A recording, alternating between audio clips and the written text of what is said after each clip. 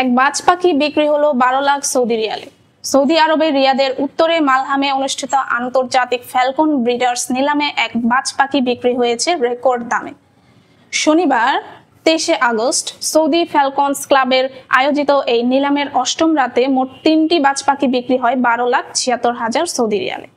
এর মধ্যে যুক্তরাষ্ট্রের RX খামারের একটি সুপার হোয়াইট পিওর গাইড ফার বাজ পাখি নিলামে তীব্র প্রতিদ্বন্দ্বিতার পর একাই বিক্রি হয় 12 লাখ সৌদি রিয়ালে।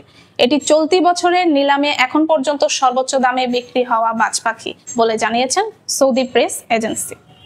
ওই রাতে যুক্তরাজ্যের বর্ডার ফ্যালকনস খামারের একটি শাহিন গাইড ফার বাজ পাখি 28,000 রিয়ালে এবং ফ্যালকন মেউস খামারের আরেকটি একই প্রজাতির বাজ পাখি 48,000 রিয়ালে বিক্রি হয়।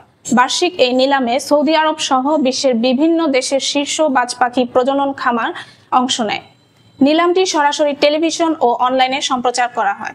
আয়োজকরা বলেছেন, এটি শুধু বাজ পাখি ক্রয় বিক্রয় প্ল্যাটফর্ম নয়, বরং সাংস্কৃতিক ঐতিহ্য সংরক্ষণ, পরিবেশ সচেতনতা বৃদ্ধি এবং বাজ পাখির প্রজনন ও যত্নে বিশেষ ভূমিকা রাখছে।